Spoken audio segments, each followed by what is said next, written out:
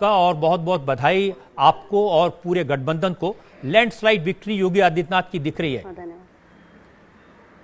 कैसे देखती हैं आप इस जीत को?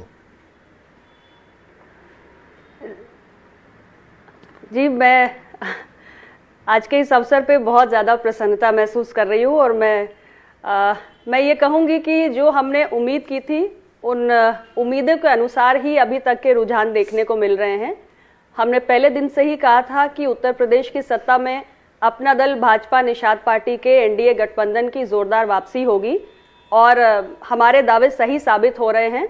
और आप देख रहे हैं कि रुझान कितनी तेजी से बदल रहे हैं और कितनी तेजी से बढ़ रहे हैं। तो इसमें कोई शंका नहीं रह गई है कि हम बहुत ही प्रचंड बहुमत के साथ अब उत्तर प्रदेश में फिर से वापस आएंगे और एक और अवसर मिलेगा हमें उत्तर प्रदेश की जनता की सेवा करने का। तो मैं उत्तर प्रदेश की जनता को बहुत आभार भी व्यक्त करना चाहती हूँ हमें इतना समर्थन देने के लिए, और निषाद पार्टी अपना दल भाजपा के कार्यकर्ताओं को भी मैं बधाई देना चाहती हूँ। उनके अथक परिश्रम से ही ये सब कुछ संभव हुआ है। अनुप्रिया जी, अब तो जीत हो गई है, खुशी भी है, अब कुछ बातें साफ साफ की जा सकती हैं।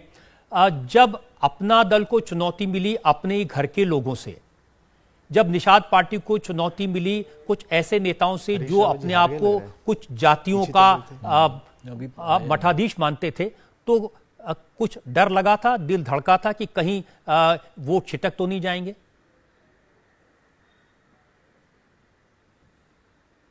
नहीं, अगर आप अपना दल की बात कर रहे हैं, मेरी पार्टी की, तो डर जैसी कोई चीज़ तो मैंने कभी महसूस नहीं की, क्योंकि मैंने आज लगभग 12 साल हो रहे हैं मैंने अपना दल की, जो ये मेरे संघर्षों की विरासत है मेरे पूज्य पिताजी की, अपना दल के संस्थापक डॉक्टर सोनेलाल पटेल जी की, मैंने उनकी सामाजिक न्याय की विचारधारा को लेकर पूरी ईमानदारी से संघर्ष किया है और मेरा संघर्ष उत्तर प्रदेश की जनता ने देखा है। इसलिए भय का तो कोई प्रश्न ही नहीं उठता है। निश्चित रूप से थोड़ा सा एक ऑकवर्ड सिचुएशन जरूर होती है, लेकिन अब राजनीति में सामान्य बात हो गई है कि परिवार के अलग अलग लोग कई अलग अलग राजनीतिक दलों में भी होते हैं। भारतीय जनता पार्टी में भी ऐसा देखने को मिलता है, कांग्रेस या अन्य दलों में भी ऐसा देखने को मिलता है। तो एक ठीक है, थोड़े समय की ऑकवर्डनेस जरूर होती है, लेकिन परिणामों को लेकर या मेरी पार्टी अपना दल की परफॉर्मेंस को लेकर मेरे मन में कभी किसी प्रकार का कोई संदेह नहीं था। और मैंने हमेशा पूरे आत्मविश्वास के साथ कहा था कि हमने 3 चुनाव साथ में लड़कर भाजपा के साथ जीते हैं और चौथे चुनाव में भी हम अपनी परफॉर्मेंस को रिपीट करने जा रहे हैं और रुझानों से तो ऐसा ही प्रतीत हो रहा है। और मैं उम्मीद करती हूं कि फाइनल रिजल्ट जब आएगा तो हम जो रुझान दिख रहे हैं उसको हम पूरी तरीके से हकीकत में तब्दील होते हुए देखेंगे भी। जी अनुप्रिया जी, सोनेलाल जी को मैंने देखा है और उनको काम करते देखा है। जितने संघर्ष वो करते थे, जितने जुझारू थे, वो सारे गुण मुझे आप में दिखाई देते हैं।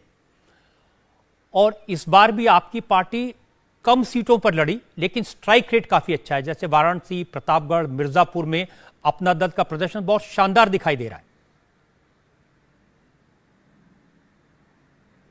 जी, अभी आपसे बात करने के पहले तक मैं जो देखती आ रही हूं, तो मेरी पार्टी 2-3 सीटें छोड़कर सभी अभी सीटों पर लीड पर है। तो मुझे ऐसे प्रदर्शन की उम्मीद भी थी। मुझे लगता है अंत तक पहुंचते पहुंचते जो एक हमने पिछले कई चुनाव में अपना बहुत बेहतरीन स्ट्राइक रेट रखा है, इस बार भी बहुत अच्छा रहेगा और मेरे अधिकतम प्रत्याशी जीतकर भी आएंगे। 1-2 में हो सकता है कोई समस्या हो, लेकिन अभी तक मुझे उम्मीद है कि हम जीतेंगे अपनी सारी सीटें। क्या वजह रही आपकी इस जीत की?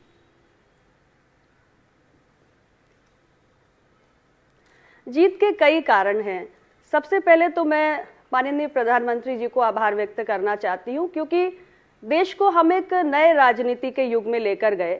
यानी आज़ादी के बाद से अगर हम देखें तो पहली बार शायद ऐसा हुआ है मोदी जी के मार्गदर्शन में कि सरकार ने अपनी पॉलिटिक्स को परफॉर्मेंस ओरिएंटेड पॉलिटिक्स बनाते हुए हम अपनी योजनाओं को एंड कंज्यूमर तक, या कंज्यूमर नहीं कहूँगी, लाभार्थी तक कैसे पहुँचाएं, तो अंतिम व्यक्ति तक जो हमने पहुंचाया है योजनाओं का लाभ, इससे लोगों के मन में एक सरकारों के प्रति विश्वास पैदा हुआ है।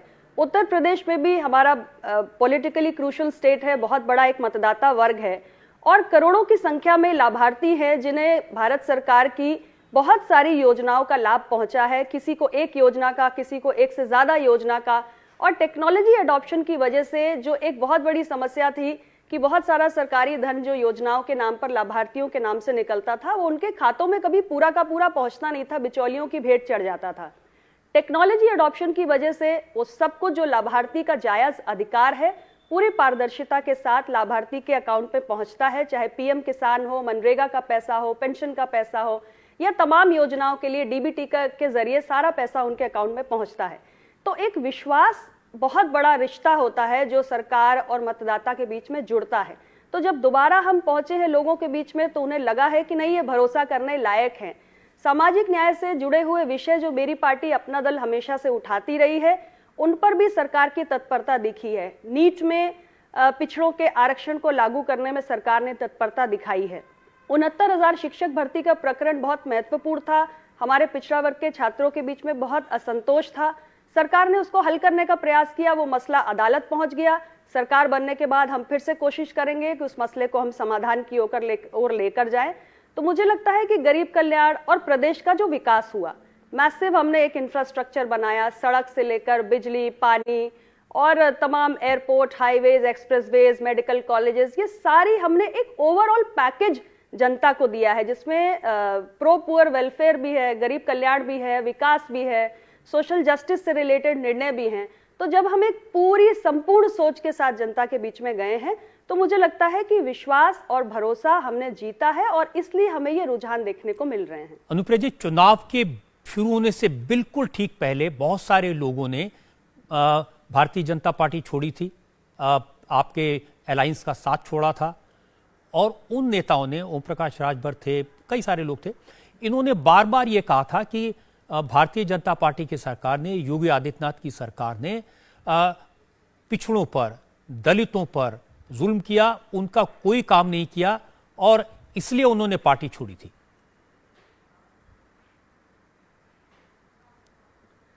देखिए, मैं एक बात जरूर कहना चाहती हूँ, कोई भी सरकार या कोई भी पॉलिटिकल पार्टी, कोई भी गठबंधन अपने आप में 100% सब कुछ अच्छा नहीं करता है।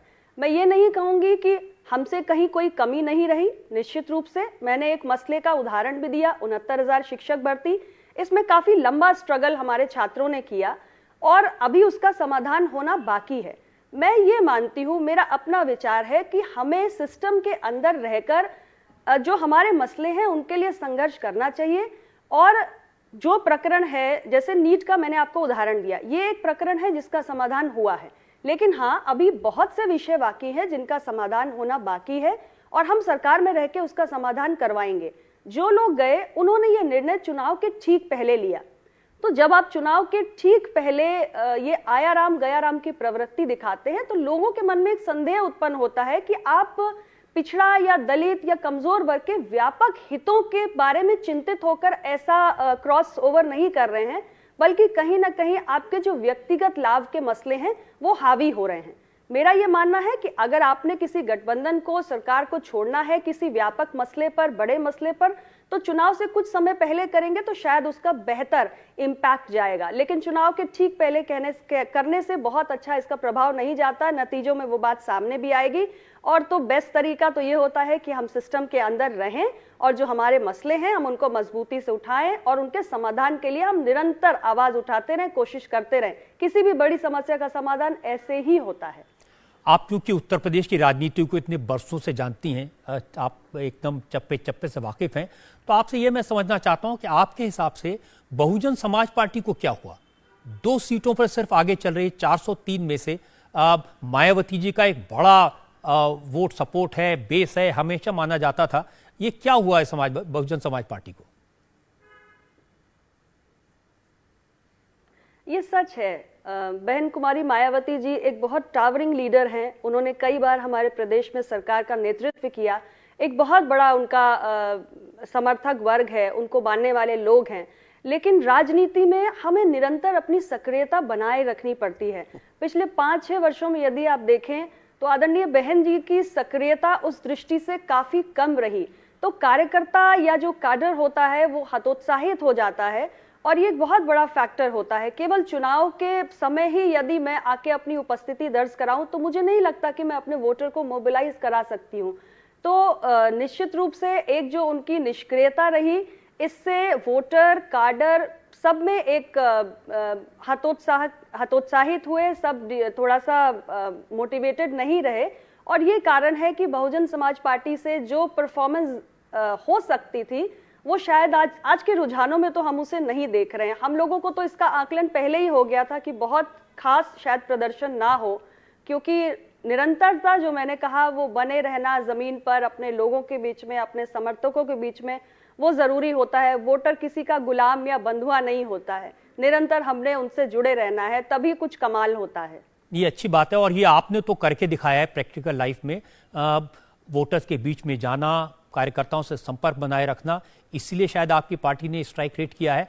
अब अपना दल का भविष्य आप क्या देखती हैं, कैसे एक्सपेंड करेंगी, कैसे आगे बढ़ाया जाएगा? हमने इस चुनाव में भी प्रयास किया कि हमारी पार्टी को बहुत बार लोग कोशिश करते हैं एक दायरे तक सीमित करने की, कभी वो क्षेत्र के दायरे में सीमित करते हैं तो कभी जाति के दायरे में सीमित करते हैं। हमने ये कोशिश की कि हमारी पार्टी का जो स्वरूप है वो सही तरीके से सामने आए, और इसलिए हमने पार्टी का विस्तार जहां तक चुनावी क्षेत्र या विधानसभा क्षेत्र जहां पे हमने अपने प्रत्याशी फील्ड किए उसके चयन में भी प्रदर्शित किया। यानी पश्चिम उत्तर प्रदेश से लेकर अंतिम छोर पूर्वांचल तक, बुंदेलखंड और मध्यांचल में, पूरे उत्तर प्रदेश में हमने जो लड़ने वाली सीटें हैं उनका फैलाव किया, इस दृष्टि से भी।